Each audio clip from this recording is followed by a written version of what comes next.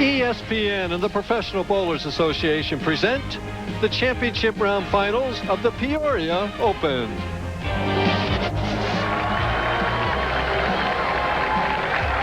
Welcome to beautiful Landmark Lanes.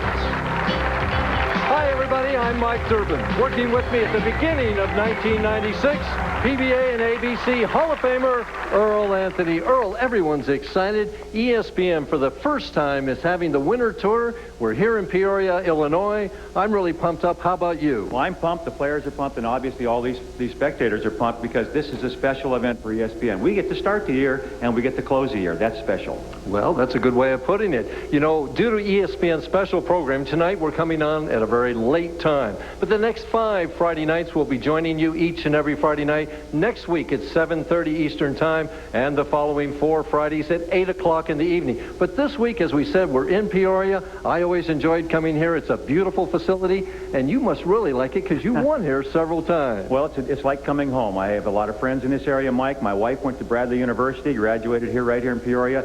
This is one of my favorite bowling centers, and I've always felt comfortable. And I think in talking to the 5 players tonight, they all feel that way too. They feel like it's like coming home. All the spectators that come out, they know the game, they understand it, and they treat the players special. And we have an outstanding cast for our top 5 tonight. And to introduce you to them out there is our PBA's Public Relations Director, Dave Schroeder. Hello, bowling fans. Here are your 5 finalists for tonight's telecast. In the 5th spot, a 9-year pro, after his first PBA win, Doug Kent.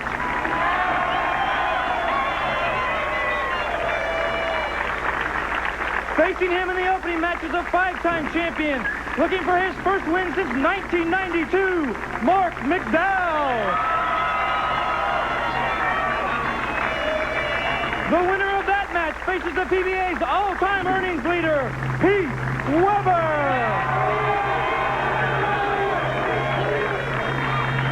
Our semifinal match will feature a PBA Hall of Famer who won the last of his 17 titles right here in Peoria, Wayne Webb. And our tournament leader is a man with 49 sanctioned 300 games and a pair of PBA titles, Erie, Pennsylvania's own Bob Lauren Jr.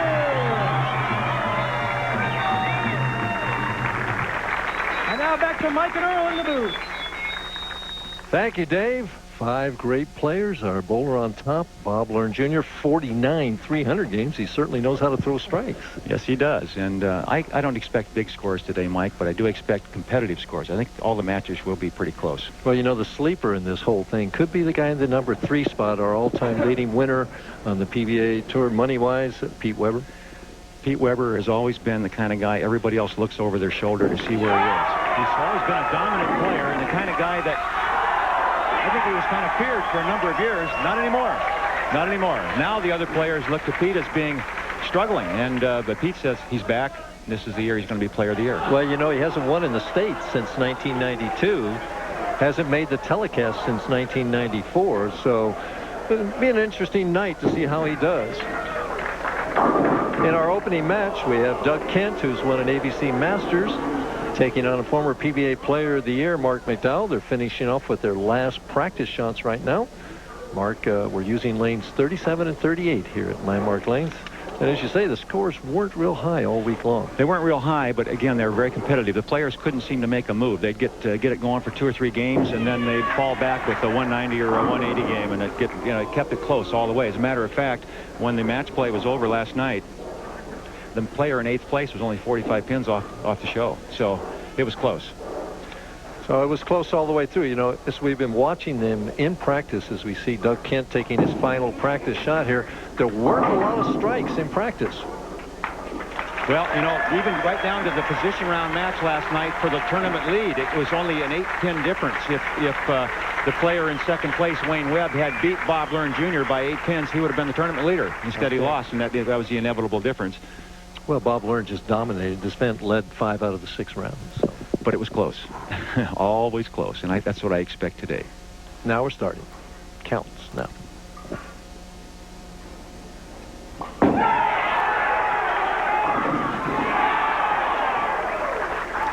Great opening shot, really. He got it where he wanted it, and one of the prerequisites to making the top 5 today, in my opinion, if you look at all 5 players as we go along, you'll find that all 5 of them are physically strong. They can throw the ball very hard if they need to, get it down the lane quite well.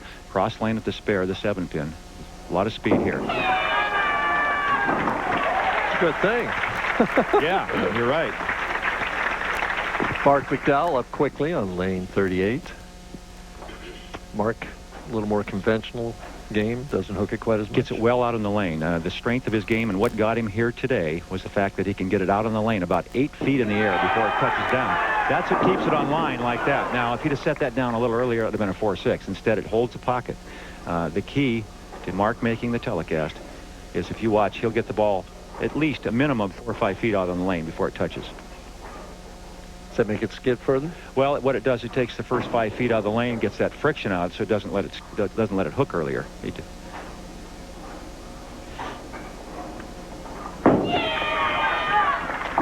No trouble with the 4-pin.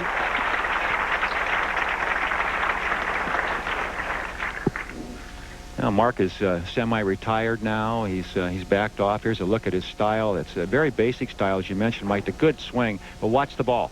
Out in the air. It doesn't touch till there. You can see that's 4 or 5, maybe 6 feet out on the lane. And again, the reason he is successful on this type of a lane condition where the lanes tend to hook is he can get it down the lane better than most other players.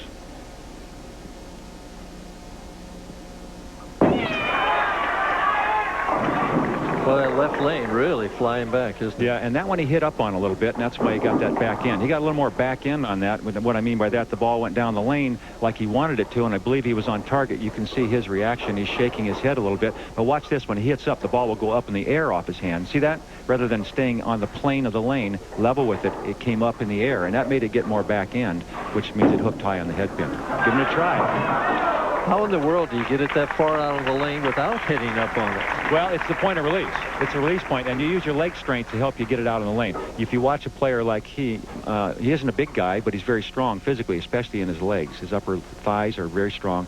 He can, with his leg strength, help lift the ball out on the lane.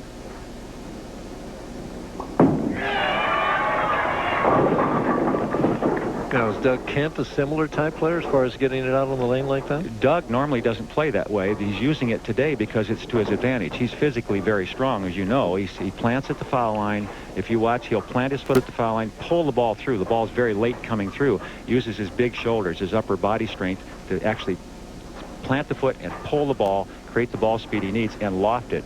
And it's more difficult. Okay, very simply, Doug Kent has to create this shot. Marc McDowell does it naturally. I see. Tough spare, the 2-8. No trouble, has it easily.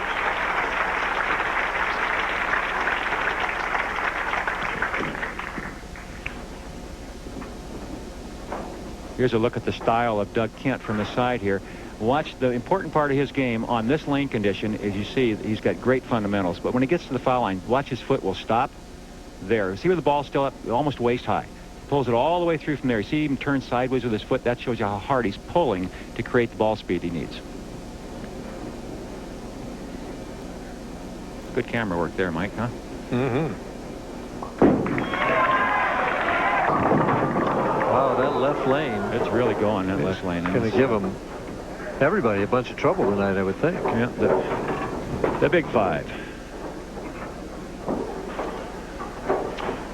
Well, we have a new stat this year. The splits left during 1995. We can see that they were converted at 11.6%. They don't make very many of this one, though, I'll tell you that. Right, yeah, the Greek church. The percentage of that would be in the 00 something. Yeah. Marc McDowell was at one time the youngest, well, he still is the youngest ever president of the PBA. He is not president currently, but he was the youngest ever elected president, and he's very proud of that, and he should be.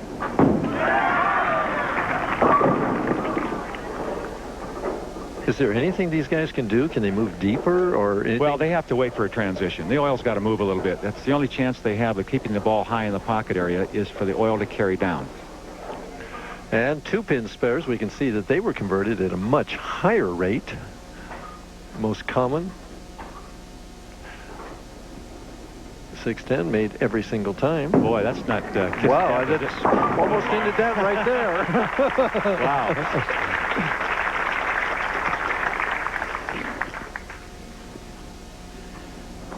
1992 Bowler of the Year, 1986 Rookie of the Year. So he's been very successful on the tour. He's decided he'd rather spend most of his time with his son Ryan and his wife Patty.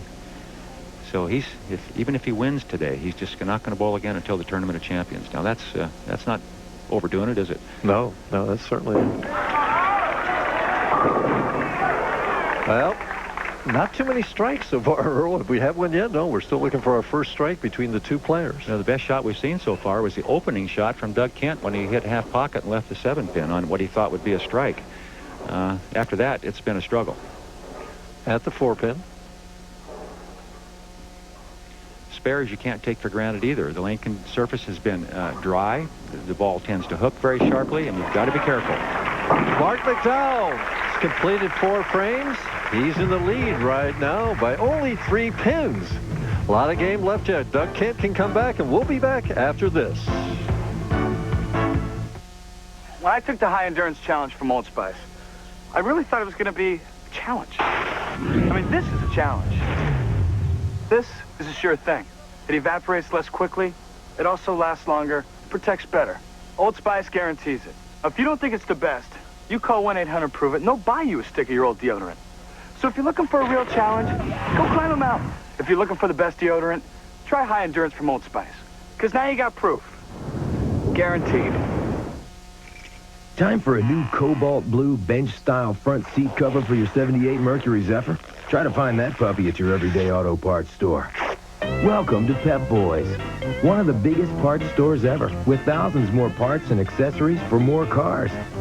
More seat covers, floor mats, additives, and things smaller stores just can't fit. And, of course, more name brand parts with lifetime warranties and a low price guarantee. Come to Pep Boys and drive away happy.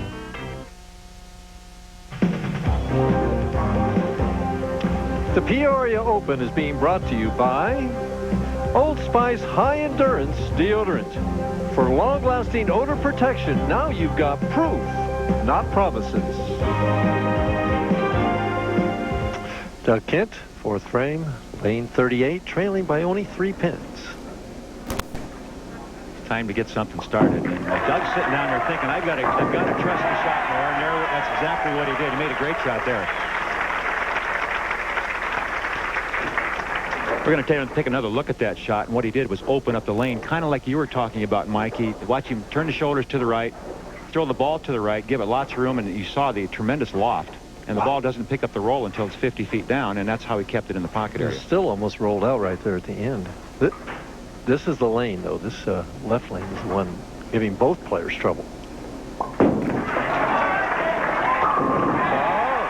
well. Now we see, that's sometimes that little commercial break can be a godsend. You sit there and you're thinking, and you have time to think. You don't have to worry about what's going on right now immediately. And there's another look at the shot on lane 37 from Doug Kent. And that great reaction. He is really throwing as hard as he can throw. There's no question. Looked like he moved a little deeper there, too. I mean, but... And he's got the adrenaline going. They're both pumped up now. And, this is the first tournament of the year. Everybody wants to start well. Maybe they're just a little nervous here to start out with. Marc McDowell gets his first strike in the 5th frame. Marc, a 5-time champion. And as I mentioned, he's been Player of the Year before, and he's been very successful. Now he's back, feels he's kind of content and at peace with himself, staying at home more with his family. 92 was his big year. He won the Tournament of Champions that year, Player of the Year. Player of the Year. Actually, Bowler of the Year. Player of the Year went to what's his name from New York? You know who I'm talking about. Throws it very hard. Good play, great player. He's probably sitting at home watching, saying, "You don't remember my name, Earl?" Oh, the light wall shot there. Little tickler. Well, the excitement's building a little bit now. We're getting going, getting into it. Hit him thin and watch him spin is what Billy Whaley used to say. That's it. There it is. The head pin does all the damage. Comes back and takes out the whole left side of the lane. Jumping for joy. Takes the lead back again by 3 pins. Airborne. Wow, he threw that one nice, didn't he? Yes, he did. All of a sudden, they got it going. And Now, I don't know if that's as we get a look at that's family Jacob. there. That's Jacob holding his hand up there, and Tracy right be holding Jacob.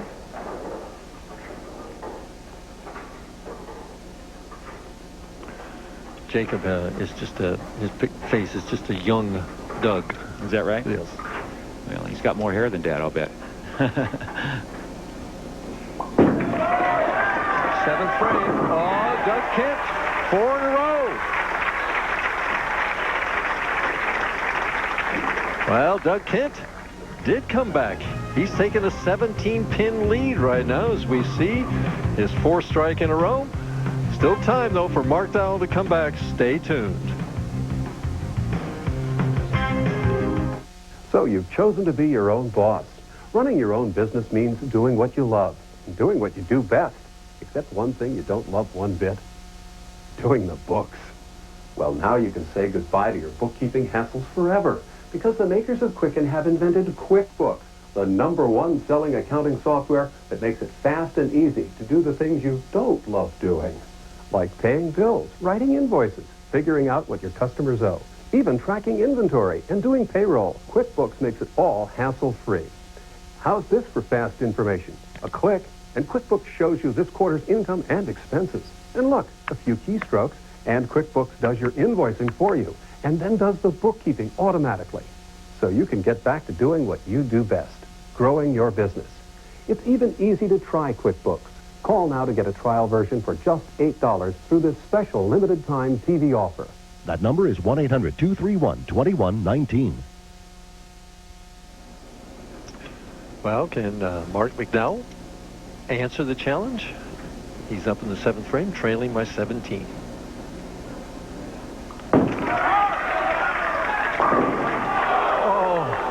Oh. Wow, he couldn't throw it any better in the solid 8. You know, the last time we saw a solid 8, it cost a man a tournament. Remember when Randy Peterson threw a solid in the pocket? How could I forget that? Yes. I mean, that pin seems to create a lot of anguish. That was at the end of the opening of our show tonight. Covers the Marc spare. McDowell. We talked to him about if he wins tonight, if it'll change his plans.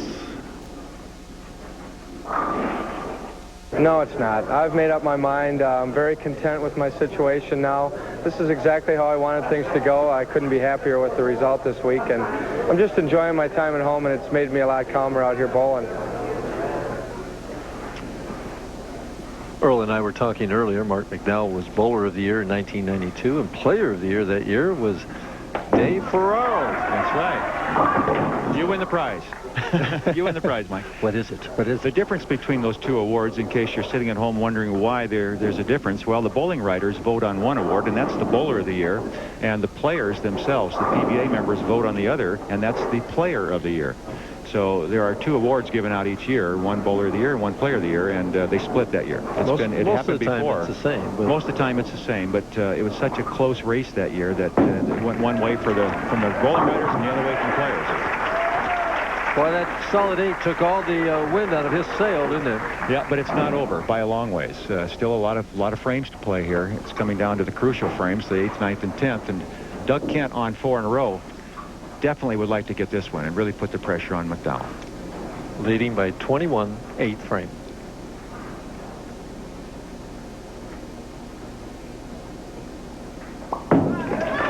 Boy, is he throwing it hard. Oh, man. I talked to him earlier and asked him if he was getting impatient to win. I'm sure I'm impatient to win, but I tell you what, my luck on TV has really been not that good, and it's got to change sooner or later. It's just if you go to the bank so many times, they got to pay you. I like the way he put that. Yeah, that's it. Okay. Well, he's banking it right in there right now. He's got a tough road to go today, though. He's not only got to get by a former Player of the Year in Marc McDowell, but he's got the all-time leading money winner coming up next, and then they don't get any easier with Wayne Webb, another Bowler of the Year Hall of Famer, and of course Bob Learn Jr., who has never lost from the top seed. Interesting, Pete Weber coming on next. Our all-time leading money winner has never been Player of the Year or Bowler of the Year, has he? And that's what he told me. He says, you know, that's my plan this year. I am going to be Bowler of the Year. That's what he said. And you got to admire a man that's confident. lofty goals. You got to have those. Tough spare, an important spare. Second time he's made it in the first frame too, or in the second frame.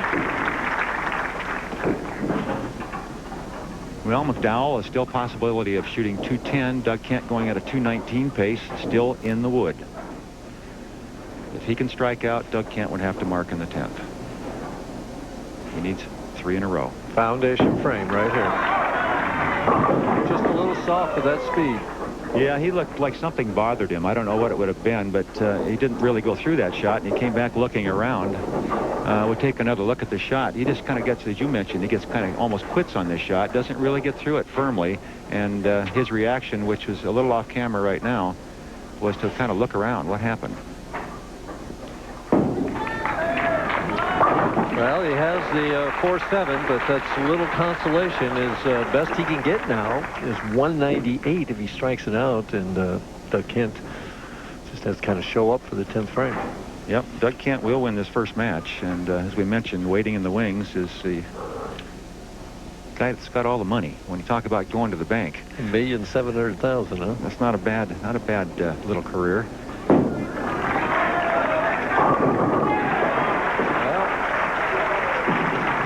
Three times Marc McDowell's made the telecast, he's lost. He's finished 5th. Every time.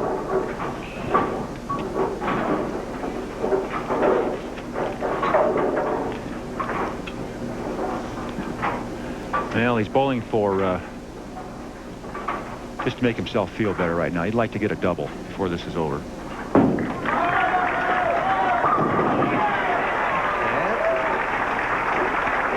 That makes him feel a little better. A little better, yeah. Our statistician today is a guy that seems to always get a check, but can't quite win enough games to make the telecast. Phil Ringener is up there keeping score for us again. He always does a great job. And he bowled 300 this week. Yeah, well, you know, he just likes to show off. Well, Marc McDowell trying to disprove Shakespeare that all that ends well is well. Finishes with 197.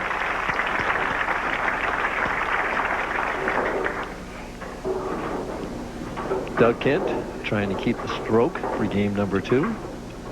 Pete Weber over at the side blowing on his hands. It seems chilly in this building. I'm shivering. I don't know about you. Yes. Well, boy, you lose concentration just an iota, and it's through the nose. Yeah, and it's fortunate that it really didn't need a mark here because this isn't an easy spare. Right now, there's no shot out there that either player ever really got comfortable with. Doug just overpowered the lanes for that stretch of 5 in a row in the middle of the game, and that was the difference in the match. He was capable of throwing it hard enough to keep it in play.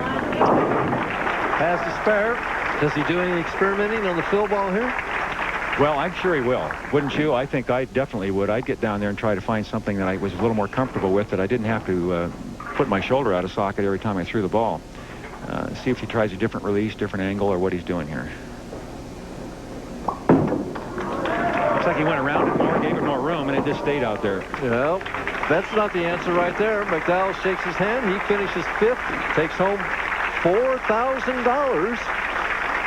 We'll be back to give you an average builder on adjusting. Just what we need, huh, Earl? Stay tuned. Don't go away. When sports cream, when arms are sore, when legs ache, when muscles hurt. Why sports cream? Massaging sports cream in brings fast pain relief. No medicine-y smell, no odor. Why sports cream? Because it works. This is incredible. Incredible. What is it? The double supreme cheeseburger. It's new. Brand new. Same kind of stuff as the Big Mac. Yeah, but I like this better. Oh, that's because Burger King flame broils them. It's got a lot more beef. A lot more beef. Gonna take all lunch hour to finish one. The Burger King Double Supreme Cheeseburger. Less bread and 75% more beef than the Big Mac. And it's flame broiled, never fried. With fries and a drink, just $2.99. Well, back to work. What's the rush? I don't think we're gonna be too busy. Maybe Burger King won't advertise it. You can enjoy the world of beauty, excitement, and adventure. All these and more can be yours in the wonderful world of art. And with this art test from Art Instruction Schools, you can find out if you have the interest and desire needed to become a serious art student. So to get your free art test without cost or obligation, call this toll-free number now. Call 1-800-633-3400. That's 1-800-633-3400. On February 12th, we'll present the ESPYs live. And every night on SportsCenter, we'll show the greatest plays and performances of the year. Call your ESPY voted on SportsCenter or vote on ESPNnet. The ESPYs, presented by General Motors, only on ESPN. In this world, there are two things you don't do. Stiff a valet and take a top-ranked team lightly. Look out, here come the Jayhawks. Double team and say your prayers. There's no room for pansies on the floor when you get Kansas in your hair. In other words, na-na-na-na, na-na-na-na. Hey, hey, hey. Adios.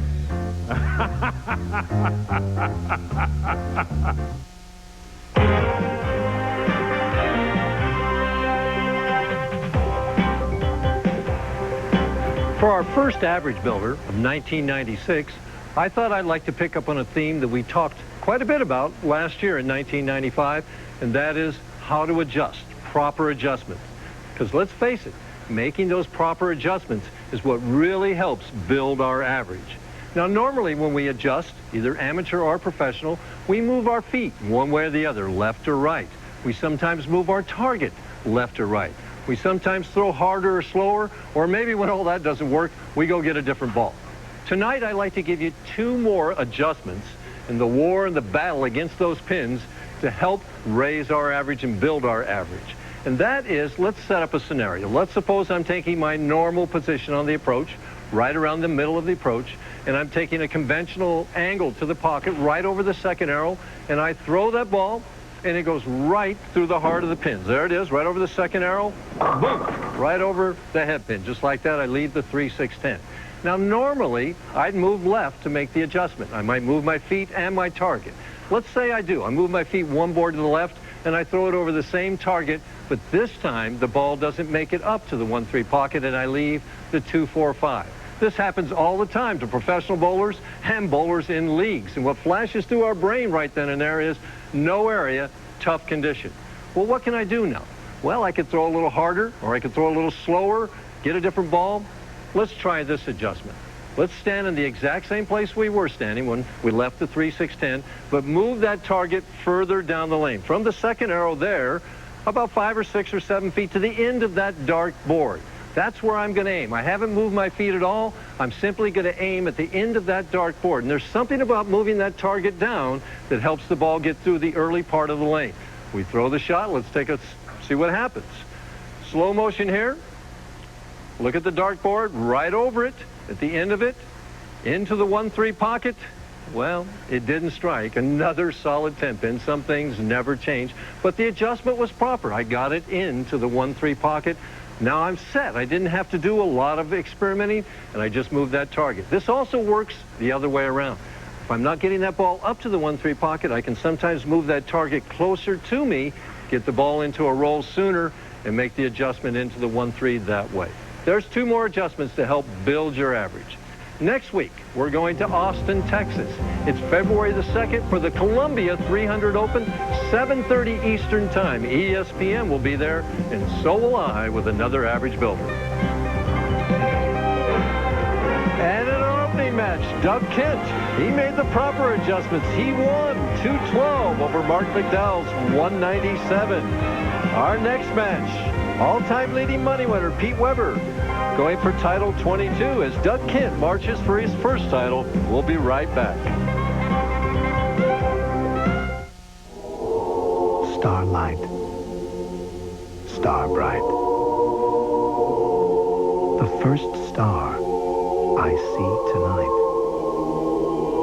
I wish I may. I wish I might. Make my wish come true tonight.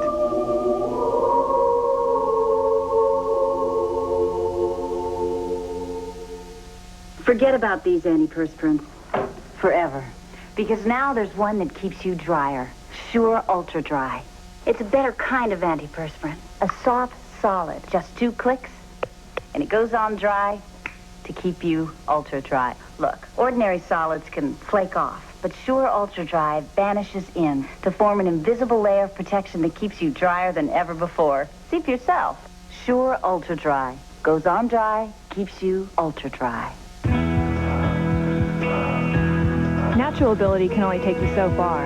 Equipment counts for a lot. I'm always checking out new ideas. You have to stay competitive. That's what I like about Pert Plus. Cleans and conditions in one step. No messing with 2 bottles. I get great results. No hassle, no fuss. Eventually, we all cross the finish. The winners just find a better way to get there. Pert Plus, great hair, no fuss. Well, back at Landmark Lanes, there's the handshake.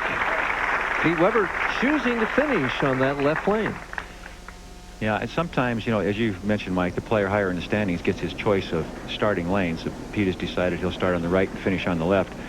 It's kind of interesting sometimes to wonder if it's a strategy move or if it's just because the lane condition is different on one lane or the other, or he just feels comfortable finishing first in the match. Doug Kent looks like he feels pretty comfortable right now overall. Well, Doug Kent told me earlier when I talked to him that he felt that he just needs a break. If he can get one break to get him through and get that first win, he can win several times. You know, he's proven he's a winner. He won the American Bowling Congress Masters Championships a few years ago, so he knows he can win. He just hasn't ever won on the tour. Pete Weber. Well, Pete Weber, here's a look at the style of Pete Weber. One of the great arm swings on the tour. Real loose swing, gets it up a little bit out of position at the top, but he always tends to square it back up. See the shoulders open up? Watch him square them at the bottom. You can see how strong you have to be to keep that ball in play at this point. He gets it well out in front. Well, you know, we watched him in practice. He couldn't get a strike. Hasn't been here for over a year. Bang, bang. Starts with a double. Well, he's a champion and he's a competitor. Now his dad's probably threatened him if he doesn't win or something. Mr. Weber is here, and he's watching very closely. A great one, Dick Weber. There's a spread for you. His low game of the week, 141. And, of course, the 300. 159-pin spread, huh? Hurry. Now, leaves just the 2-pin. Well, in a game like this, you know, where you don't expect your opponent to be bowling 240 or 250, you got to be really patient and make your spares and just hang in there, try and stay close. Kind of like Pittsburgh hopes to do with Dallas on Sunday. There you go. There you go. Well, this, as I mentioned, I feel the lane condition is such that the matches will be competitive, but I don't expect any big numbers. And of course, Pete Weber could prove you wrong. You never know what he's going to do. He could go out and bowl 300 on this pair when nobody else can hardly make 200. So he's very capable. He has changed his game dramatically as you get a look at Pete Weber. He doesn't really like to watch his opponent. He'll look around, look at the floor, think about something else. And the reason that is he doesn't want to see him get a lucky break or something like that. He just listens to the crowd. Doesn't want to put that negative thought in his mind. Exactly. Huh? Yeah. I never could discipline myself to do that. I think he watched that one. I think he did too, and I don't think he liked it very much. I'll tell you, looking away, and then all of a sudden you look up. Here's why he didn't like it, Mike. Here's another look at it. Watch what all the damage comes from the head pin. The pin right in the front goes to the wall, comes back, and again kicks out that 4, 7, 8. It just got about 4 of them there. That's all, yeah. Look at the concentration. The look in the eye of Pete Weber. Boy, just a hair softer. It was right on the same line. He wanted it. That's where he wanted it. And, you know, Pete told me he's made a major change as we get a look at his father sitting there, Mr. Dick Weber. He's played a lot of games of this sport. I'll tell you what, done it very well. But Pete said the major changes he's been making, he's had his brother Richard, his older brother Richard, watching him. He's been practicing a lot. And he's tried to change the rotation of the ball from having so much side rotation where he gets the big sharp break on the back end. He wants to get a more gradual end-over-end curve on the ball, end-over-end roll, so that curve and go down the lane in a gradual arc. So he feels he can control it and keep it in the pocket more and not get those 4-6s. And that's what he felt cost him so dearly last year. And there's that side rotation. Once in a while, he'll revert to that, and he gets the big hook again. Well, if this is his effort to throw it straight, I'll tell you what. He gets more hook by accident than you and I do on purpose, doesn't he? He ain't doing it right. Doug Kent suddenly now is 5 pins ahead, working on a strike, trying to make it 15. Well, this is the kind of condition Doug can excel on because he is so strong. He can overpower it. Other players can't. Now, that's that even hook that you were talking about that Pete wants and Doug Kent's getting. That's right. He's not getting the big sharp break in the back end. Sometimes the equipment that's available, the new bowling balls, can be a detriment to a great player. Someone that has an extremely good release like a Pete Weber, you know, it can hurt them because the ball actually overreacts for them. Where it might help other players, it hurts the really good player. Marshall Holman's another example. He's using a different ball in the left lane than the right lane. I didn't notice that. Yeah, I just watched the ball. That one on the right there is the ball that came out of the chute, and he picked up this other one. Oh, the left lane's hooking a lot more. Maybe he's using his spare ball over there. Who knows? Run down there and ask him, will you, Mike? Yeah, Doug. And again, the 2-8. This is his third time. He's 2 for 2 so far. We got that in our stat sheet anywhere? How many times the 2-8 been picked up? Yeah, I don't know. I've never seen it left this many times this quickly on television. Well, he's made it twice already. He made it in the second frame and what, the 9th frame? You know, all he has to do is just use his strike line and just let the ball continue to hook.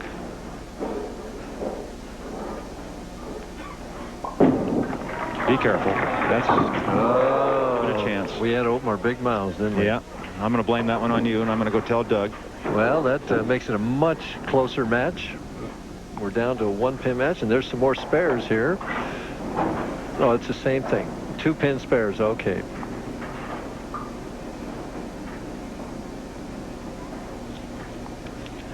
Well, the opportunity back and forth here. This match only 1 pin apart. He's got to get the speed higher. He's just going to go high. Well, what has to happen, and what happened during the match play, is that the oil would carry down, and as the oil carried down, the players would get a little hole right in front of the pocket. Then they could throw that high flush shot, where now it's hooking through the nose. During the match play, that ball would set up and stay in the pocket, and that's why they're shaking their head. And following our telecast, Jason Jackson and Bill Pito will be bringing you Sports Center tonight. They'll bring you the latest from Phoenix and other breaking sports stories. Stay tuned for that.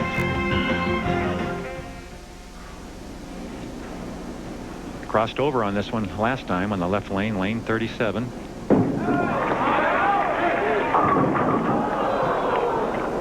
He's just got no chance. Not throwing the ball that slow. No, he's not throwing it slow. Pete can develop a lot of ball speed when he needs it, and he's got plenty of it on there. He just can't keep the ball right at the headband. It's just not getting far enough down the lane before it wants to break to the left. It starts right there, and it just breaks so sharply. Well, the double pinnacle, he gets 2 of them, but he doesn't get the other 2. Open in the 6th frame. Now trails by 17 pins. Doug Kent in the driver's seat. We'll be back to see the rest of it after this. When sports cream, when arms are sore, when legs ache, when muscles hurt. Why sports cream? Massaging sports cream in brings fast pain relief. No medicine-y smell, no odor. Why sports cream? Because it works.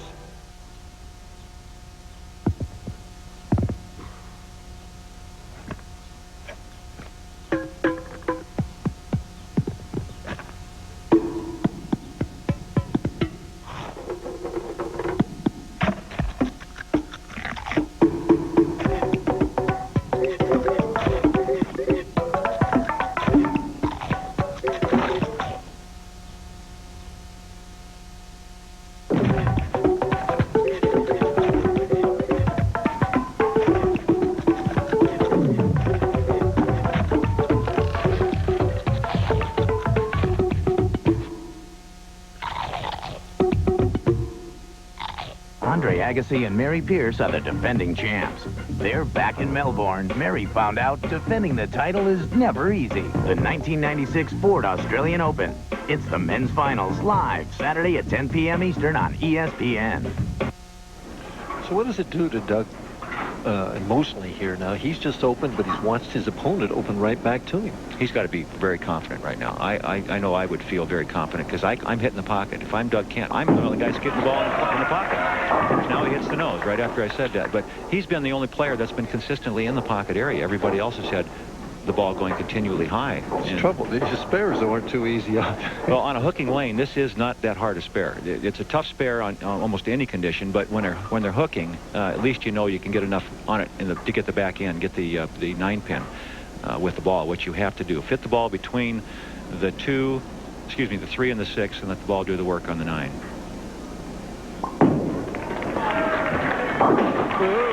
Well done. Well done. Tough spare, and the emotion is building a little bit. And Doug Kent right now is getting more and more into this, more adrenaline going, because he knows he's playing a great player, and Pete Weber can't afford any mistakes. Even though Pete's given him a couple opens, this match has a long way to go. We're only in the 7th frame. 17 pins the difference. Kent working on a spare. Pete Weber during the commercial break was stomping around on the approach. He's pretty upset with himself right now, so I expect him to make some changes.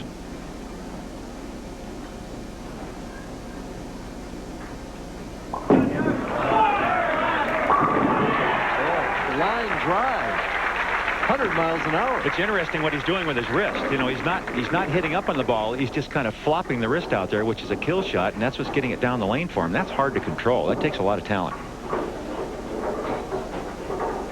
See what Pete does now. Well, he can't settle down any further left. He says, hey, I can still strike.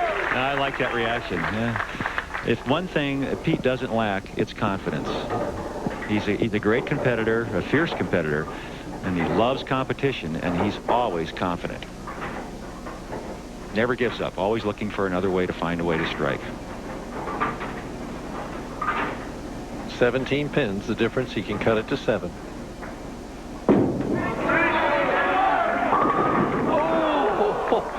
Boy, that thing set high flush and left that solid 9. Such an extreme entry angle was the problem. No deflection off the ball because it came at such an angle. Watch how far he gets it down the lane this time. And this is what he's trying to do. You can see way down the lane. Now look how sharply it breaks and then sets up. But it won't deflect because it's coming at such an abrupt angle. That was a key shot. That was. You know, Doug Kent's talking about needing that break. Luck not being too good. Well, he's getting a few tonight. Well, maybe it's his turn. It's been a long time. He's performed very well on television and had some big numbers shot at him. Boy, he gave that one a lot of ball speed. Hit up on it a little bit, and didn't seem like he gave it as much room, did he, Mike? I don't know. It looked to me like he was almost wishing that in the pocket rather than making the shot. Very well could be. Now this again is a tough spare under almost any condition, but when they're hooking, it tends to be a little easier. You can give the ball plenty of room knowing it's going to come back and generally sit up for you. He's changed the balls again to this spare ball that goes much straighter. Yeah, he doesn't need to get the 8-pin this time. He just needs to get it between the 3 and the 6. Be careful. Trouble. Ooh, he got it. I think I might use that on my strike ball as straight as that one went. Boy, it goes straight, doesn't it? But what he does with his wrist is kind of a unique release, and I've been studying it, and I never seen him do that before. It's kind of unique how he can flip the wrist out like that with the thumb going down a little bit, and the ball just kind of skates. Well, he's definitely using 2 different balls, one on one lane and one on the other. He's just doing that so you don't know why. They're probably identical, Mike. He's trying to get you guessing, see. All right, the lane that hooks the most, lane 37, loaded up for the 10th frame right here. Foundation strike.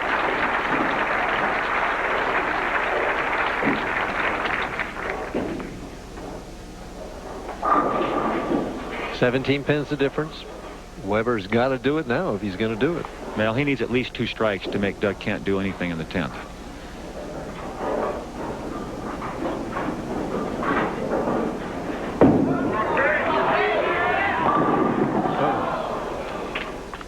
Closer, but just not quite there. Well, he made 2 great shots when he needed to. There's a look at Pete's fiance. He sure knows how to pick the great-looking gals. Tracy there. She doesn't look real happy about everything right now. But he's not dead yet. Just one foot in the grave and the other on a banana peel. But well, he needs 2 strikes here to make Doug Kent mark. That's really what it amounts to, if my math is correct. 188 maximum for Pete Weber if he strikes out. Doug Kent going at a 196 pace would need to mark in the 10th if Pete can double. Boy, Terrible when it hooks early and then you throw it and it can still well, he's a little wider and it doesn't make it back. Right, and he said something. We couldn't quite hear what it was, but the audience enjoyed it. They got a little chuckle out of it. And at least he still has a sense of humor. 248 converted. Not going to be enough, though. You know, it's been my experience, and I've seen other players in the same situation. When you make major changes in your game, such as what Pete Weber is trying to do, when you get into a pressure situation, you tend to revert back to old habits, and that could be what some of his problems were. I'm not saying that was it, but it's possible. Well, Pete Weber finishes with 175. Doug Kent shot 217 the first game. If he strikes out here, he'd finish with 216. Well, right now, Doug Kent is halfway to what he's been dreaming of, and that's that first victory on the PBA Tour. He's going to have to do better on that lane, though. I mean, he just has struggled on lane 38 the last... It's like if he gives it room, it won't come back, and when he lines it, it wants to go high, and so he doesn't have as much confidence. He knows the lane 37 is going to hook, and he just gives it lots of room and lets it go. Pete Weber, $5,000 this week. 4-9. Nice to get a good start to start the year. That's what it's all about. So Doug Kent finishes with 182 and wins. Doug Kent halfway there. Can he continue it?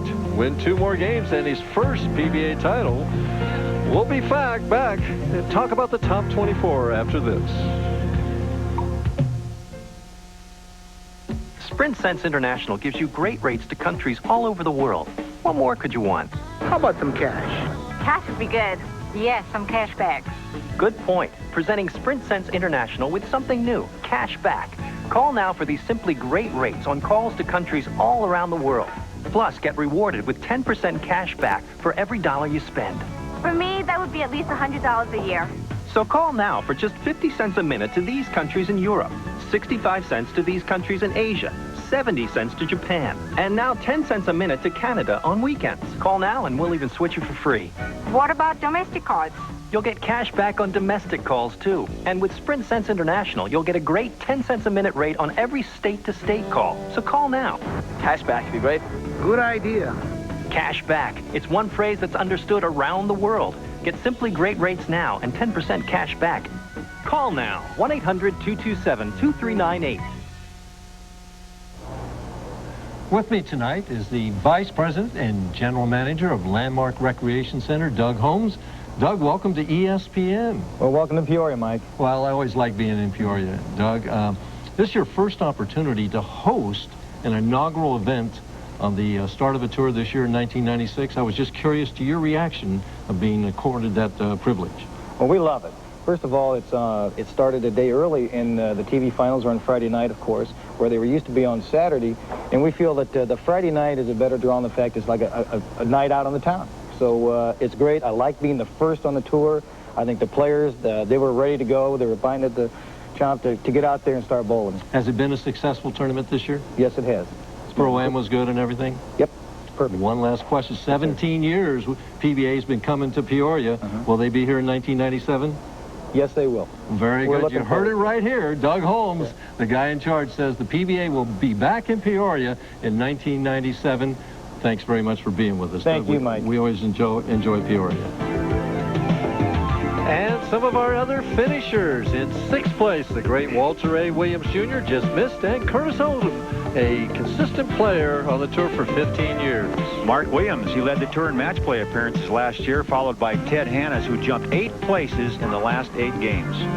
Philip Ringener, he had a 300 game this week, 1 of 2. And Andy Nyer, he's got a title. He came in St. Louis in 1994. Ricky Ward finished 12th, and it's a good start for the young lefty. Get the year started that way. John Mazza, who won here in Peoria in 1993. Another left-hander, Jess Staybrook. He won 2 titles last year. Steve Wilson, though, number 15, he's still looking for that first title. Mike Scroggins last year was his best yet, and Ernie Schlegel, Mr. Excitement, won the final tournament of 1995. Very great young player, Rick Steele-Smith, a former PBA Rookie of the Year. He's looking for a healthy year this year, Earl. And Dennis Torgerson, a senior tour titleist. Hey, he did well here. For the old guys, Parker Bone, another lefty and one of the great ones. He'll be defending his title next week at the Columbia Open. And Brian LeClaire, a touring pro, getting better every week. And in 22nd place, Bob Belmont. He's looking to break through in his second full year on tour. And John Gant, the old buzzsaw. He won here in Peoria back in '87. And Paul Kaler brings up the bottom, and he just missed a little bit. Terry on spot, but 4 pins, missed the match play. He's the alternate. There we see Doug Kintz, 1-2 in a row. Wasn't pretty, but it's a win. 182. Pete Weber's 175. Doug Kintz halfway to his dreams. Standing in his way is Wayne Webb. We'll be back to see the result after this. Hey, isn't that Calvin? Yeah, what's he doing at Burger King? Must have heard about that tasty new Double Supreme Cheeseburger. Why get a fried Big Mac when the new Double Supreme Cheeseburger at Burger King has that great flame broiled taste with 75% more beef and less bread? What if somebody sees him? Well, I guess he can't help himself. Cheese, fresh toppings, and a special sauce. A value meal's $2.99, but it's for a limited time. Now where's he going? Back to work. He just comes here to eat. Yeah. The $2.99 Double Supreme Value Meal. Calvin? These antiperspirants, they're history, because now there's something that keeps you drier. Sure Ultra Dry. It's a better kind of antiperspirant, a soft solid. With just 2 clicks, it goes on dry to keep you ultra dry. Just watch. An ordinary solid can flake off, but Sure Ultra Dry vanishes in to form an invisible layer of protection that keeps you drier than ever before. Prove it to yourself. Sure Ultra Dry goes on dry, keeps you ultra dry. Don't roll with the punches. Throw them.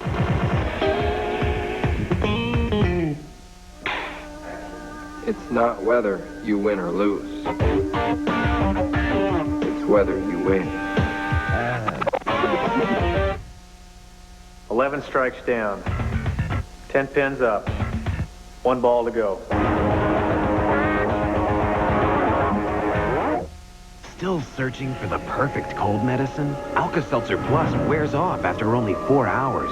NyQuil contains alcohol and won't even last through an 8-hour night. But there is a medicine that lasts all day or all night. Today's Contact. Right from the first dose, Contact gives you 12 full hours of continuous congestion relief with its unique tiny time pills. Today's Contact. Relief that's fast, relief that lasts. Later on SportsCenter, Monica Seles goes for a Grand Slam title. Magic Johnson hints once again of a return. We'll take you to the land of the sun, where Super Bowl 30 approaches. Bill Pito and Jason Jackson on SportsCenter at 11:30 p.m. Pacific.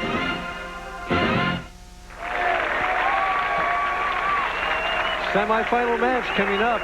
Wayne Webb showed me he was paying attention. He's making Doug Kemp finish on the lane that he struggled on the whole last game. Well, good strategy, but that means he has to finish on lane 37. I don't know if that's too good or not. Well, neither one of them are too easy. No, it doesn't look like there's that much advantage either side. He's made a move, Mike. He certainly did. Made That's a big unbelievable. move. Looks like about 2 arrows to the right of where he was playing, and he got a great ball reaction. Because he bowled 182, is that why? He must have found something while he was sitting there thinking, but here's another look at it. You can see he's moved to the right dramatically. He's playing around the 3rd arrow now. That's almost directly over the 3rd arrow. And getting the ball out to about the 2nd arrow. Pretty good arc on it. Not bad at all. I like that ball reaction. Just hit too hard. So, wow. Pretty hard to believe he could make that kind of an adjustment without throwing a ball, isn't it? You know, it's almost like he had a secret weapon there. I wonder if he's going to use the same ball, like keep doing like he did, you know, one on one lane, or use the same ball on both now. Our first look at the 1980 PBA Player of the Year, Wayne Webb. It's been a long time between wins for Wayne Webb. Since 1989 right here, but, you know, it's got to give him confidence. The last time he won was here. That's right. And talking to Wayne, he said the same thing. He says, I'm very comfortable here. I enjoy bowling in Peoria, and he feels that's part of it. But I'll explain as we go along some of the major changes that he has made in his game in the last 2.5 months. He says he's been bowling like a young man again. He's been bowling 30 practice games a day for the last 2.5 months. Oh, that left lane he thought that was going to be in the pocket. He did. He was running it out. When he let go, he thought it was a great shot, and he probably threw it the way he wanted to. But the changes in his game are just phenomenal. He's made several, and I've got them all written down here, so I make sure I don't forget any. But it's amazing. Are you to that point where you have to write these things down? Oh, yeah. I mean, oh, yeah. I just wondered if there was two of us. Well, you know, it's amazing what he's done in 2.5 months, because to really change your game this dramatically takes a lot of hard work. Boy, 6 and 7 out right here. That's a disastrous frame there. Well, early in the match, he probably felt he could take a chance and maybe try to get lucky. But again, the strength of Doug Kent has been the factor so far, his ability to overthrow the ball. He's moved right on this lane, too. Mm-hmm. This is the lane that if you get it too far right, wants to hang. Let's see what happens here. In other words, it'll start to skid on you.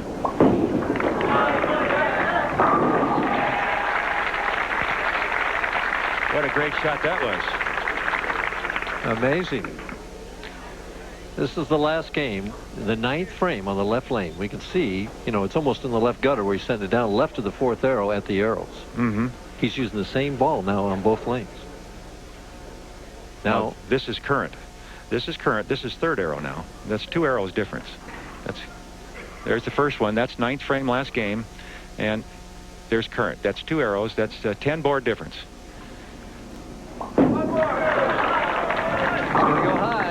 Well, that one, he tried to repeat the shot he threw in the first frame, but he got it inside of his target by 2 or 3 boards, and it just never had a chance. Sometimes when you're throwing that hard, it's hard to be consistent with the release, and you tend to tug it a little bit. I know, but he hit the left lane well the last game. That was his strong lane, you might say, but of course he maybe he feels he can move on both lanes and play the same line now. Maybe he feels the lanes have changed enough to do that.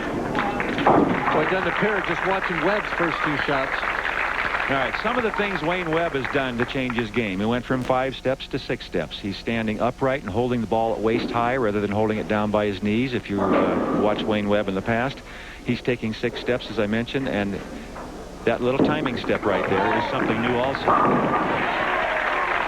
Something else he's doing is walking straight to the foul line or even a little bit to the left so that he can create an inside-out arm swing instead of his swing bumping out. Here's another look at it. And watch his 5th step. That's 1, 2, 3, 4, and right here.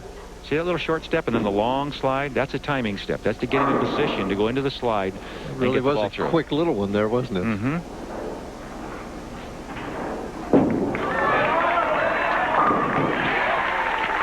That's not the only change that Wayne made. We talked to him about that just a little bit earlier. Well, I've made about 3 or 4 changes. I started walking straighter to a little left instead of walking right towards my spot. I'm now taking 6 steps. I used to take 5. I've moved my eyes out to the arrows. I used to look, years ago, I looked at the foul line, and then I changed it to the dots. And just recently, I changed my eyes looking out at the arrows. Well, what's Doug Kent going to do now? Is he going to move back inside? It's got to be going through his mind. No, he's staying with the same ball. Gets that fortuitous strike right there in the 4th frame. He leads by 6 pins, but he seems to be on shaky ground. He's staying on that 3rd arrow target. You can see where he's standing. That you know where he's going to play. So it's really a matter of hitting that 3rd arrow. If he hits it, he's got a chance. See, that's inside of his target. He's about 2 or 3 boards inside it. But he's not throwing with the speed that he was throwing with before. I mean, he's changed more than just moving. I mean, amazing to me that he would gamble like this in the semifinal match. Here's another look at that last shot. Now watch. Instead of hitting the 3rd arrow, it's between the 3rd and 4th arrow. Right there. It's between the 2 arrows, and that's really why the ball's going high. When he hit the 3rd arrow, he was solid in the pocket. So he's just got to get the ball out to the target, I think, more than anything. Now, tough spare. He wants to fit the ball between the 3 and the 10 and let the ball do the work covering the 9 pin. Kind of like the 3, 6, 9, 10 that he made. But he's got to get less of the 3 pin this time. He got too much of it. It couldn't deflect. It's easier with the 6 in there. Yeah. You get a chance to bounce the 6 into the 10. Not easy either way. He's down by 6 pins. Another $1 million earner like you. Well, he's a Hall of Famer. He's been a Player of the Year. He's done it all. Oh, he snaps that 10 pin right out of there. Takes a 16 pin lead now. I used to bowl with guys like this, Wayne Webb, a few years back when I was on the tour, and I'd watch a guy like this, and I'd try to learn what does he do that's the strength in his game. And I always admired his arm swing and his ability to project the ball well, and that's what he's doing right now. He's got that free arm swing. He's only 5'5", but he creates tremendous ball speed because he's so relaxed through the shoulder area.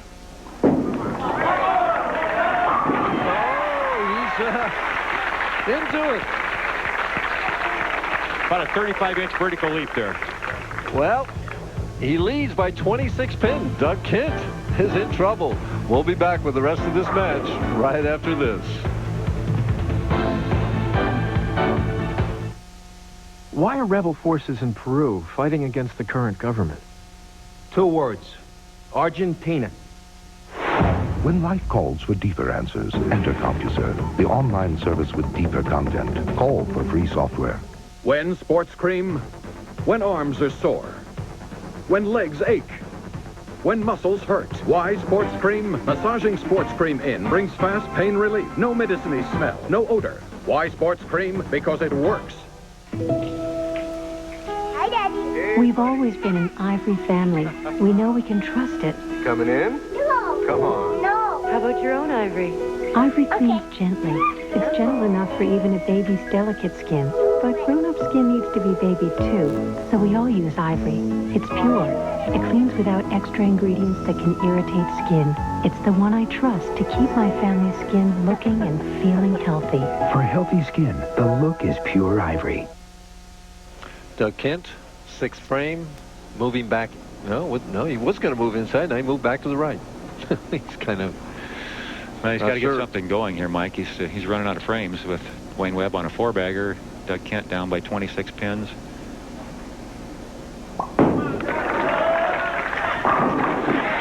Now what's he do? I think he's going to stay there and just try to get the ball to his target. I think he realizes he hasn't gotten the ball to the target yet. It's been short of the target twice, and that's why he's gone high. It'll be interesting to see. He hasn't missed the right lane now. Remember, the left lane was his strength. Now he hasn't missed the right-hand lane in this game. So isn't that bowling? Isn't it? Yeah. Well, he's staying with that same angle. Let's see if he gets it to his target this time. If he does, or he's got right of it at least. I mean,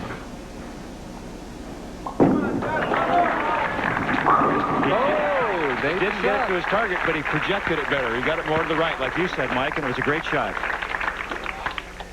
Well, back to 16 pins as we take a look at Doug Watch him Kent, plant right? and open up the shoulders, and really, you can see him just really rip through on that ball to get the ball speed he needed.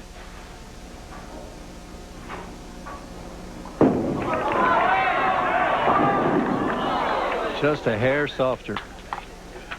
Yeah. Wayne Webb, as we watched in practice, is basically just trying to throw an end-over-end shot down there, not hook it, just let the lane hook it.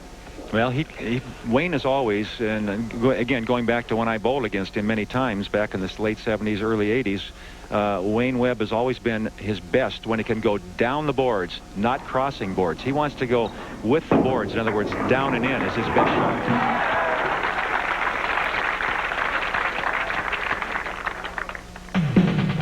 In 1995, Parker Bone III won the Columbia 300 Open in Austin, Texas. Can he repeat? Well, join us next Friday night, 7:30 Eastern Time, February the 2nd, for the Columbia 300 Open, and find out if Parker can defend his title. 8th frame, 15 pins the difference. Wayne Webb has them. Boy,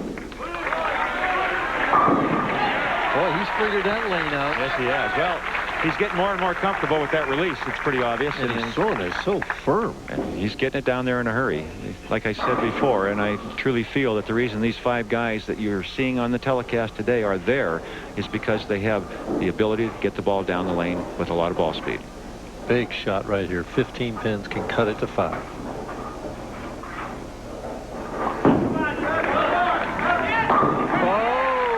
Still in the match, Earl. I love the way he gets to the foul line. He's so steady with his upper body. He doesn't go up and down. He just stays there. You can set a table on top of his head. Watch him. He doesn't move. Look at how steady that head is. All the way to the bottom of the swing. Then he goes after it. And it's the only time he comes out of that shot at all. You re-reckon in the 9th frame. You're so good at predictions. What's What? your prediction here in the 9th frame? He's going to strike. He's going to strike, and Wayne Webb's going to get up in the 10th needing him, and I don't know what's going to happen. Okay. But I feel that Kent is comfortable now. He's made a great shot in the left-hand lane, and he knows where to throw it. Shot of the week for him right here. Takes the lead.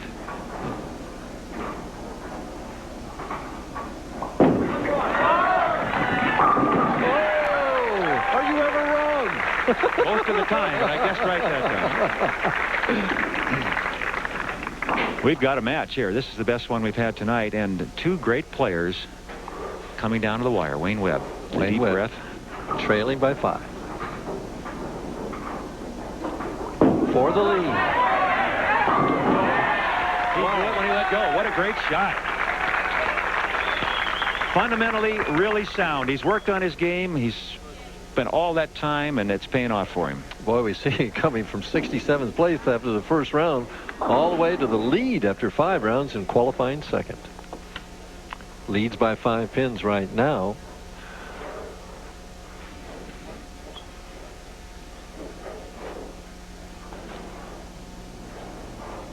He can win this match right now. He needs 2 strikes.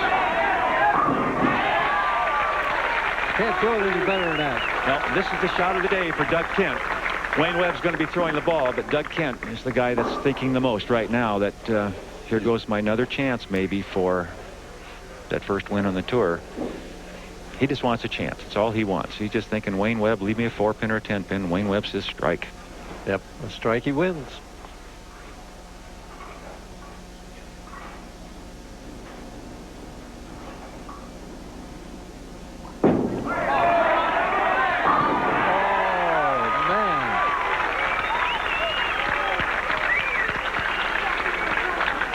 Doug Kent says, well, my luck on TV is still not that good. You know, somebody always leaves happy, and someone always has to say, well, maybe there's going to be a better day coming. And he still needs 6 pins. Doug Kent, that doesn't look like today's his day, but he bowled extremely well.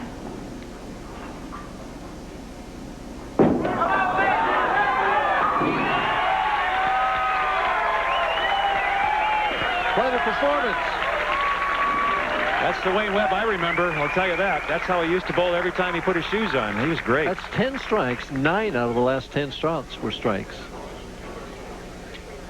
You know, Doug Kent could be bowling 238 and losing, and that looked like it was going to be maybe the high game of the day, 230. Boy, bowls his best game, and he loses. You know, Doug made the move, and he made a courageous move. He moved to the right. He ended up playing exactly where Wayne Webb was playing. Now, I wonder if the oil finally did move down. They got that little hold spot they were looking for. Well, this match is over, so we're going to take a break right now. We'll be back with Championship Frame right after this.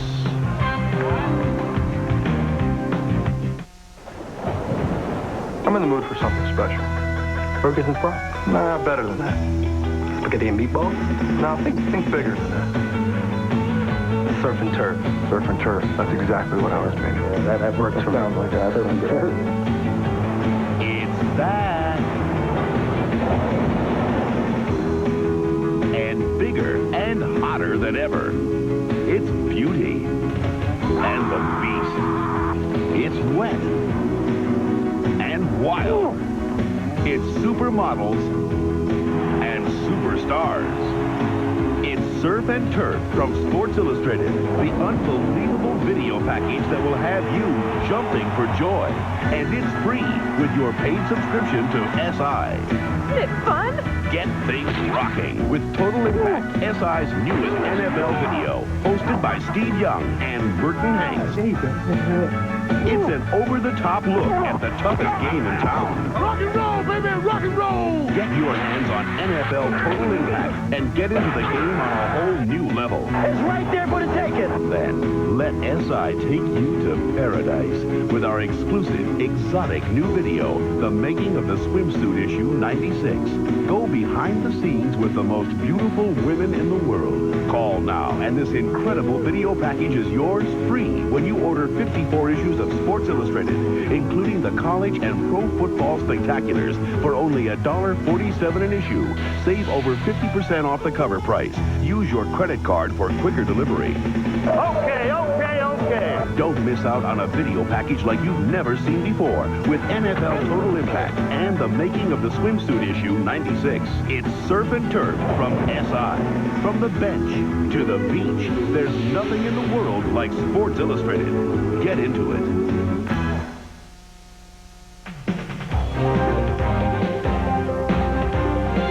Now it's time for championship frame. And on our opening match, Doug Kent was basically in control. This is the 8th frame, Earl. This was for 5 in a row, and really it puts all the pressure on that opening match. It just puts it away. No chance here for Marc McDowell to come back. And Doug Kent, happy with that result right there. He won 212 to 197 in our opening match. And he moved on in match number 2 to take on all-time leading money winner Pete Weber. This is the 9th frame, Earl. This is the 9th frame, and he just, with this strike, a great shot. That's when he was still playing way inside. A great shot here to get the strike, put the pressure on Pete Weber, and he couldn't respond. Well, we're stumbling it out here, too. That was a grind-em-out game, 182 to 175. Now we had a great match. Wayne Webb, second ball in the 10th right here, Earl. And each one of these a strike, and Wayne Webb with 2 strikes in the 10th. This, the second one, was a shutout for Doug Kent. Even though Doug Kent bowled his best game of the day, it wasn't enough. Wayne Webb running to Peoria, right to downtown as he wins 243 to 238 to give him a chance to win his first title in the 90s.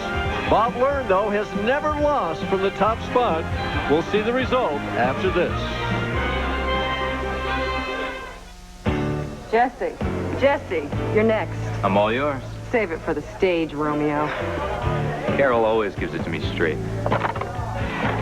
Like when she told me about my... I told him about Head & Shoulders. Regular shampoos just rinse flakes away so they could come back. Head & Shoulders helps prevent flakes from even forming. You see the difference? You look great. Thanks, but will it get me this part? Couldn't hurt. Head & Shoulders, because great hair can't have flakes. Hey, break a leg. I'm here to be at the ball. We just won the national championship, and we're all going crazy! Nebraska fans, your Huskers have made history. 2 in a row! Now, Sports Illustrated celebrates your team's perfect season with an exclusive back-to-back national championship package free with your paid subscription to SI. Go Big Red! Start out with a true collector's dream. This leather-bound, gold-embossed, individually numbered SI National Championship commemorative. Free. Everything you want to know about Husker football and the repeat back-to-back national championship. You'll get a game-by-game look at the Huskers' perfect season. It's a collector's edition to savor forever. Get a wallet time! Call now and you'll also get this special Nebraska Championship cap. It's Husker Base! Both are free when you order 54 issues of SI for only $1.47 an issue. Save over 50% off the cover price. Use your credit card. Nobody plays football like the Huskers, and there's nothing in the world like Sports Illustrated. Get into it. For a while there, I felt like I was the only one who hadn't taken the high endurance challenge from Old Spice. It seemed like lots of guys were using it, so I gave it a shot. Because this proves it deserves a shot. It evaporates less quickly, also lasts longer, protects better. Old Spice guarantees it. If you don't think it's the best, call 1-800-PROVE-IT, and they'll buy you a stick of your old deodorant. Mine never guaranteed anything like that. I guess that's why it's my old deodorant. Hey, take the high endurance challenge, because now you got proof. Guaranteed. Well, this is a match everybody's been looking forward to all week long. The winner's going to take the trophy and check for our inaugural tournament in 1996. Bob Learn looking for title number 3.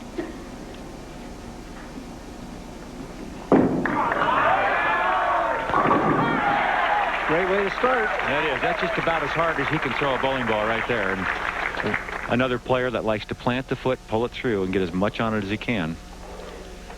Wayne Webb. And another player that's kind of vertically challenged, right? Right. 10 strikes in his opening game. Just phenomenal ball.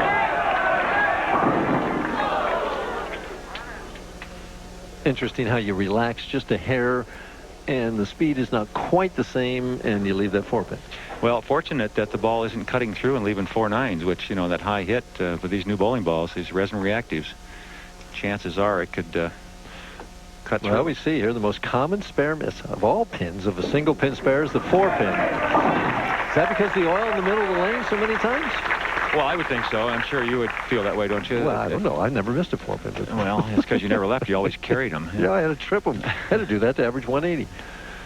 So. Anyway, Wayne Webb, if anybody can leave that 4-9 and be him, he gets plenty on it. There's no question he can make the ball rotate. But he's trying to cut that down, the rotation, and keep the ball in play more often with end-over-end roll and not the big hook.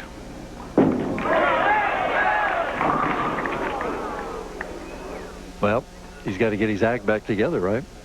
Regroup a little bit here. Yeah, and get the adrenaline going again. Maybe, like you said, he's relaxed a little bit, and maybe he's feeling, you know, it's been 7 long years for Wayne Webb. Even though he won here, his last win in 1989, he's probably feeling a little pressure out there. He's been struggling with his game. As I mentioned, he's worked extremely hard. Tough spare, the 2 and the 4. 3-6, I mean, excuse me. And there's Dave D'Entremont. Won here last time. Finished second in the voting for Player of the Year this past year. Close voting, too. Very close voting. Mm-hmm.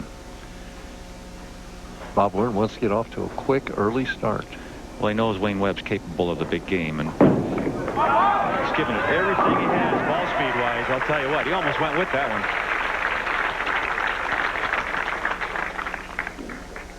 Kind of like Jim Brown there walking back. I mean, you know, he never thought Brown was ever going to get up, you know. Well, Bob here just taking his time coming back. Well, he's getting so much energy and going the other direction, it's probably hard to come back upstream, you know.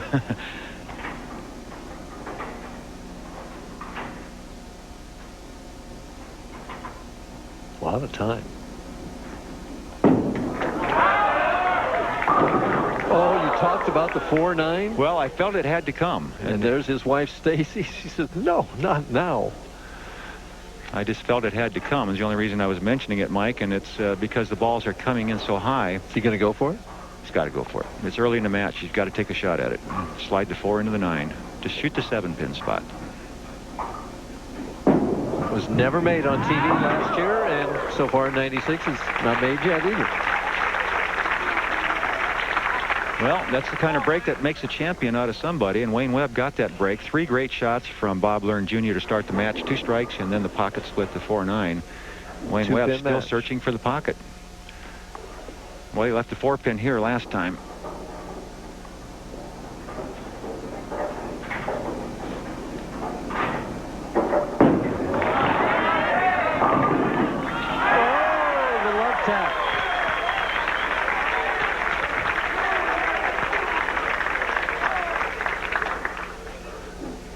Wayne Webb. Here's another look at it halfway down the lane, and this gave this one lots of room. Mike got it back. The ball didn't hit extremely hard, but it got the job done. The 5 into the 7, and the 6 just kind of lays on the 10. And he likes it. Guess he does. I wonder where he goes to get his haircut. What do you think? Not the same place you do as he doubles up. There he goes.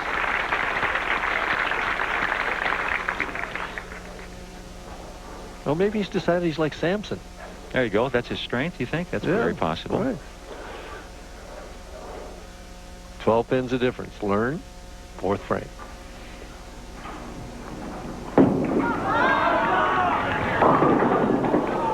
Well, new executive director of the Professional Bowlers Association, Mark Gerbrick.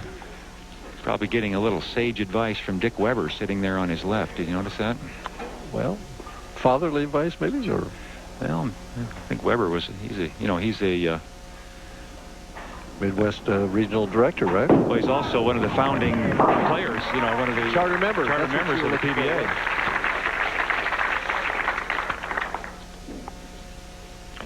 Well,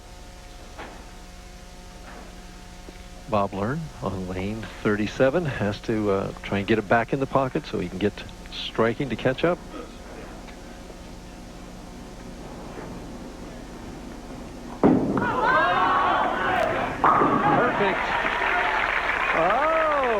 Look at that young whippersnapper, and I wonder who that is. Huh? Yeah, that's my youngest son there, new managing editor of the Bowling Center Management Magazine, the BPA's magazine. Young man. Good-looking young man. He must look like his mother, right?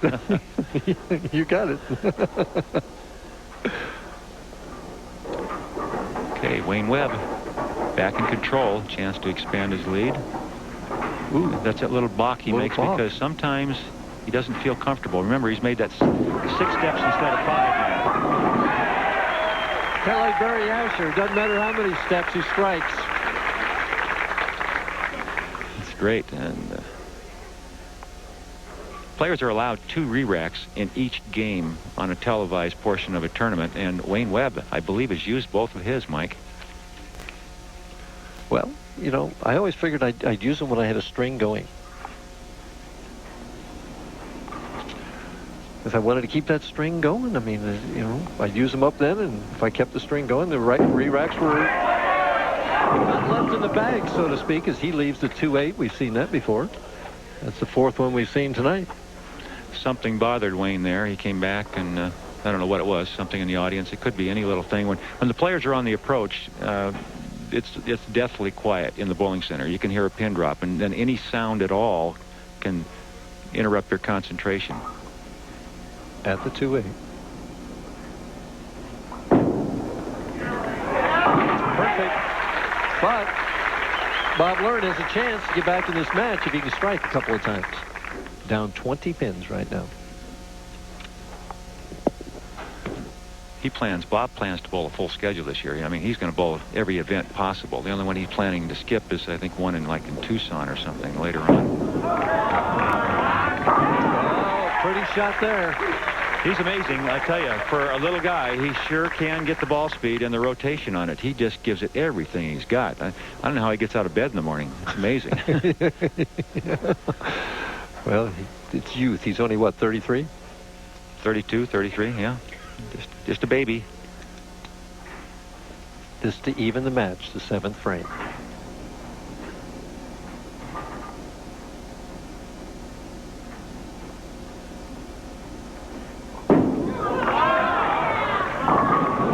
Break right in the middle of the lane. He kind of got surprised. Leaves the 3-6. Looking down at the approach like maybe he lost his footing or something. We'll take another look at that. Here's Bob at the foul line. And he does look like he slips a little, Mike, and that'll cost you your leverage right there. And that means no ball speed. You can't get the ball down the lane.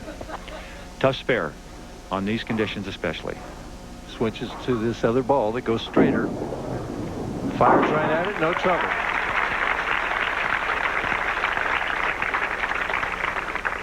Still down 12 pins. It's been a long time for Wayne Webb, and the last 3 times that Bob Learn has bowled on television, he's had scores of 240, 250, 270 shot in. Those are hard to beat, so maybe he feels at least he's got an opportunity today. Wayne Webb isn't going to shoot one of those big numbers, but Wayne Webb is leading the match.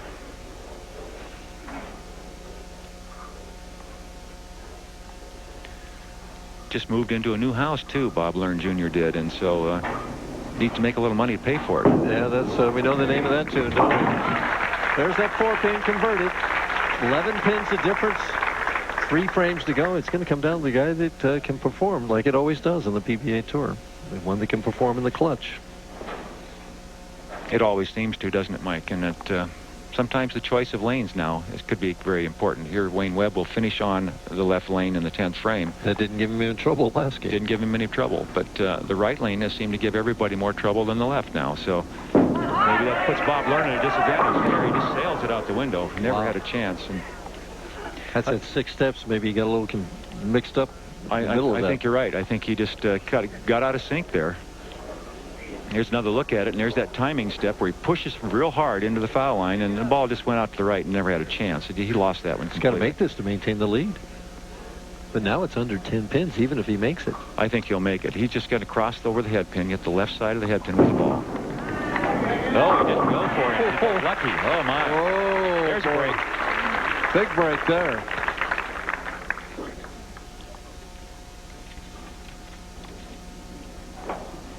Eight pins the difference. 8th frame the action. And a chance to really put himself in position to take the lead with a strike here. He likes it. We talked to him earlier that he's led 2 tournaments and won 2 tournaments. Does that give him confidence? Sure does. You know, I've won both times. I've only led twice. I've won twice. So going in tonight, obviously, I'm going to be going in with the same idea that if I've done it before, I can go in and make it, keep the string going. Well, right now, he can take the lead by striking on the more difficult of the 2 lanes for him.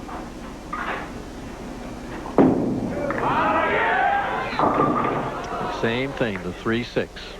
Well, his effort at the foul line then was just everything he had. It was just, I don't know how he had any control at all, because he put everything he had into that shot physically to get the ball speed he wanted, and he just lost control. And the ball hooked anyway. You know, it's just amazing. The 3-6 again, and again. It's got to make it to stay in the match. Got to make it to stay in the match. But 2 frames to play for Wayne Webb.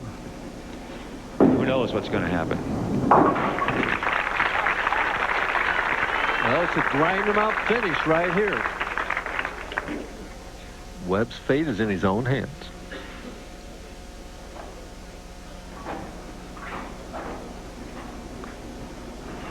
He sure didn't waste any time. Here it comes. He liked it. He liked it. Well, are you going to prognosticate again what he's going to do in the 10th? No, I'm not going to guess on this one. This is for the championship, and it's been a long time for Wayne Webb. It has been. Right here, 1989. Strike here to win Boy, the match. he's wasting no time either. Well, the longer you wait, the more you think. The more you think, the more pressure.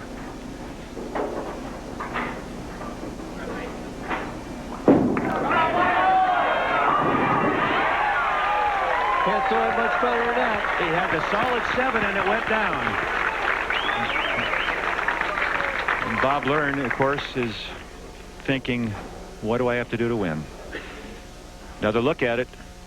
The last pin to go, the 7 pin. This ball is just about a high flush as you're going to get them. And that 2 pin almost went right over the top of it. Sure did. Just keep it on the lane. That's enough. That's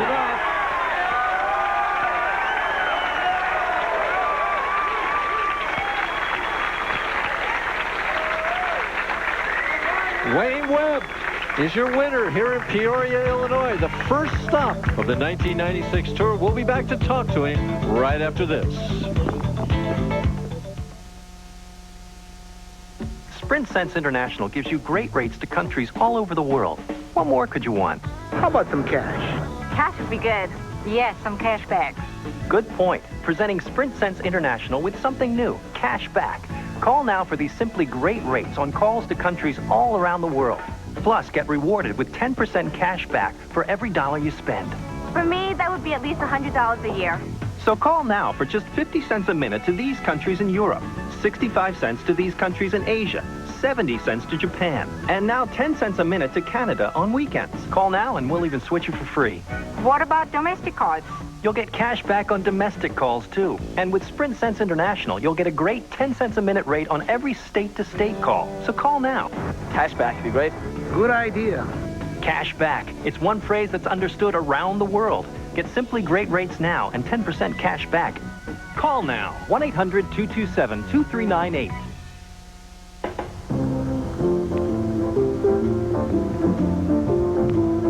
I think it breaks right.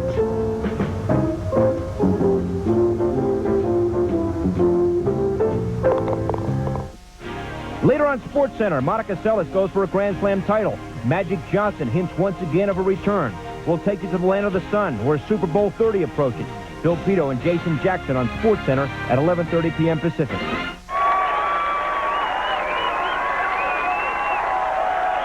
There's your winner of the Peoria Open, the first tournament of 1996.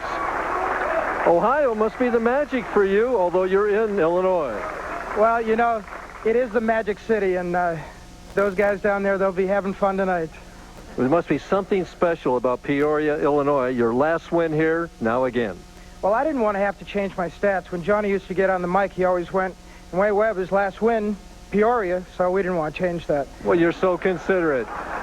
We're going to have to say goodbye right now. For Earl Anthony, this is Mike Durbin, and our winner, Wayne Webb,